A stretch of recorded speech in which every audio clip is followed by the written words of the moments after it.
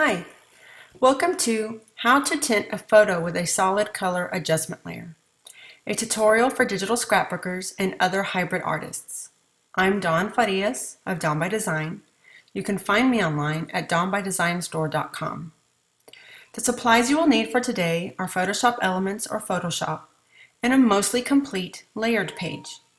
My supplies are Photoshop Elements 11 and a page I've created called Love Letters. The basic steps are to open your layered file, locate the photo layer, create a solid color adjustment layer above that photo layer, use the color picker to choose a color from your page, and clip the color layer to your photo layer. And last, to change the opacity of the color layer to suit your tastes. Let's look at that now. Here's a page I've created called Love Letters. I've used a kit also called Love Letters, which was a collaboration between myself and Scotty Girl Design. You can find this kit both at my site, dawnbydesignstore.com, and at Shannon's shop, Scotty Girl Design at pixelsandcompany.com. The first thing I want to do is select my photo layer. So if I click on it, it automatically highlights in my layers palette so that I know where it is.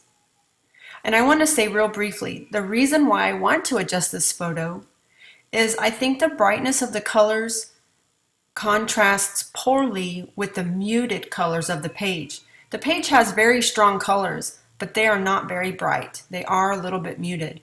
And so I want to tone down my photo and also tint it so that it coordinates with the colors in my page. So now that the layer is active, I'm going to create a solid color adjustment layer above it.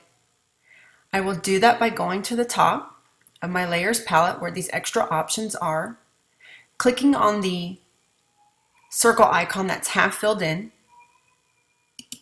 and choosing the solid color choice from the menu of adjustment layer choices.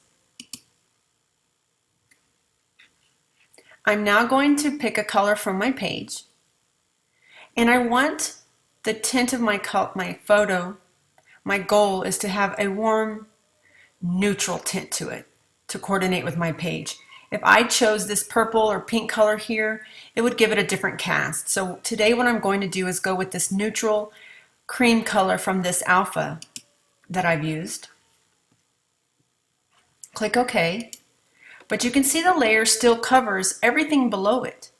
What I'm going to do now is simply clip it to just my photo by choosing Control-G on my keyboard, or Command-G if you're on a Mac, which I am. I'm sorry, I said that backwards. I still can't see my photo, so I'm going to change the blending mode to color. So go back up to the top of your layers palette, this flyout menu for blending modes, colors at the bottom, choose color, and there you go. I can see my photo, but it's way too tinted for my taste. I didn't want to remove most of the color of my photo. I just wanted to tame it down a little bit, but still coordinate it with the other colors on my page. What I'm going to do now is simply adjust the opacity of the layer. I usually start with 75%.